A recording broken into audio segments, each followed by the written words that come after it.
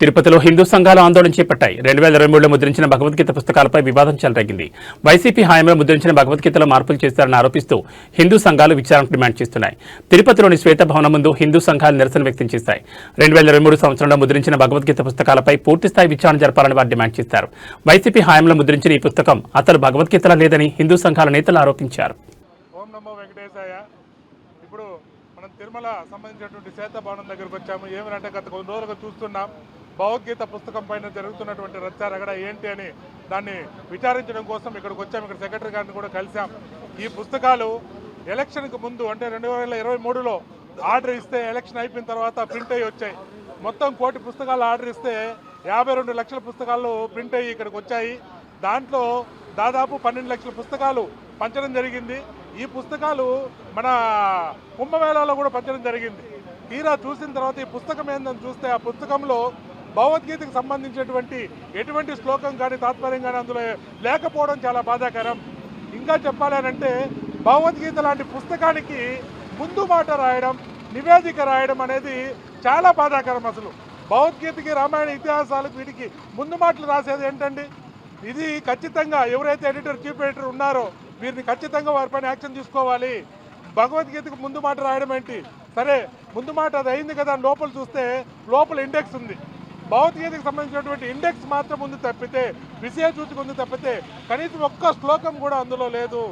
ఆ పుస్తకం ఎవడైనా తీసుకుంటే ఇది ఏందని తెలియాలంటే సపరేట్గా వెళ్ళి మళ్ళీ ఒక భగవద్గీత పుస్తకాన్ని కొనాలి. ఇది హిందువులు ఇచ్చినటువంటి డబ్బులు, భక్తులు ఎంతో నిష్ఠతో ఇచ్చినటువంటి ఈ డబ్బులంతా కూడా వృధా చేయడమే. కేవలం డబ్బులు ఉన్నాయి, ప్రింటింగ్ వేయాలని చెప్పి ఎందుకు పనికిరాని ఒక పుస్తకాన్ని మానవులందరికీ భగవద్గీత అని పవిత్రమైనటువంటి పేరు పెట్టి ఒక పనికిరాని పుస్తకాన్ని ప్రింట్ చేశారు. ఈ పుస్తకం ఎవరికి కూడా ఉపయోగం లేదు. ఎవరు తీసుకెళ్ళా కానీ ఈ పుస్తకాన్ని చూసిన తర్వాత ఈ పుస్తకం ఏదో తెలియాలంటే ఇంకో బుక్ కొనుక్కోవాలి. డైరెక్ట్గానే భగవద్గీత పుస్తకాన్ని ప్రింట్ చేసి పిల్లలకి ఇచ్చింటే ఎంతో ఉపయోగపడేది. ఇది చాలా బాధాకరమైన విషయం. ఖచ్చితంగా దీని మీద యాక్షన్ తీసుకొని ఇచ్చాం.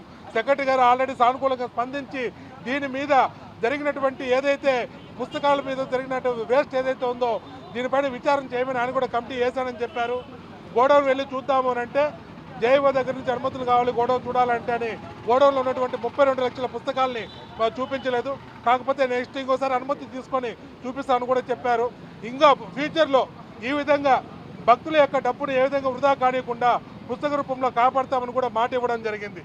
దీనిపైన జరిగినటువంటి ఈ ఏదైతే వృధాగా భక్తుల డబ్బులు ఖర్చు పెట్టి ఎందుకు పనికిరాని పుస్తకాలు ప్రింట్ చేశారో, ఎవరైతే ప్రింట్ కారణమో వారి మీద యాక్షన్ తీసుకోవాలని కంప్లైంట్ చేశాం. యూఓ గారు కూడా కంప్లైంట్ చేశాం. ఇప్పుడు ఎస్వి యూనివర్సిటీ పోలీస్ స్టేషన్లో ఇది భక్తుల యొక్క డబ్బును, మా యొక్క భక్తులు హిందువుల మనోభావాలను దెబ్బతీస్తూ హిందువులు మోసగించారు కాబట్టి దానిపైన తగు చర్యలు తీసుకోవాలని యూనివర్సిటీ పోలీస్ స్టేషన్లో ఫిర్యాదు కూడా చేయబోతున్నాం. గోవిందా గోవిందా. అందరికీ నమస్కారం. నా పేరు కిరీటి రెడ్డి, బజరంగ్ దళ్ తిరుపతి జిల్లా సహసంయోజక్. నేను భగవద్గీత ఎవడు ఎక్కడ ఇస్తే కూడా చెప్పులు తీసుకుంటారు. ఏ దేశపు ప్రధాని అయినా, ఏ ముఖ్యమంత్రి అయినా, ఆఖరికి ఏ చిన్న నాయకుడైనా కానీ అంత పవిత్రత ఉన్న ఈ భగవద్గీతని ఇలా చేయడం చాలా బాధాకరం. బజరంగ్ దళ్ దీన్ని తీవ్రంగా ఖండిస్తుంది. దీనికి ఎవడోడైతే సహకరించాడో ప్రతి ఒక్కరి మీద కూడా చట్టరీత్యా ఏమేమైతే శిక్షలు ఉన్నాయో వాళ్ళందరికీ పడాలా. దేవుడు ప్రసాదం కల్తీ జరిగితే ఇది జరగలేదని, అది జరగలేదని పార్టీల మీద విమర్శలు చేసుకుంటూ ఎక్కడ ఏ దేశానికి పోయినా కానీ పవిత్రంగా ప్రసాదం తీసుకొని పోయి ఇచ్చే జనాలు వాటిని నోరు మెదపడు. దాని మీద అధికారులు, నాయకులు కూడా ఇలానే ఉన్నారు. ఇప్పుడు ఏకంగా భగవద్గీతకు కూడా ఇలాంటి దుస్థితి రావడం చాలా బాధాకరం. దయచేసి దీని మీద యాక్షన్ తీసుకోవాలా. ఇమీడియట్గా వాడిని ఎవడైతే ఈ తప్పుకి కారణమైన ప్రతి ఒక్కరిని వాడిని శిక్షించాలని తెలియజేసుకుంటూ, అలాగే కుంభమేళా జరగడం జరిగింది. 50 నుంచి 60 కోట్ల మంది జనాభా అక్కడికి వస్తే 50,000 పుస్తకాలు అక్కడికి వెళ్ళాయి. అలాగే ప్రతి ఒక్క స్టేట్కి కర్ణాటక, తమిళనాడు విద్యార్థులకి ఇమ్మని చెప్పేసి పంపించారు. 20 రూపాయల నోట్బుక్ కొంటేనే అది ఇంతలా మందం ఉంటుంది ఆ నోట్బుక్. దాన్ని చూసి కొనుక్కుంటున్నారు. అలాంటిది 3 రూపాయల ఎన్నో పైసలు ఇది.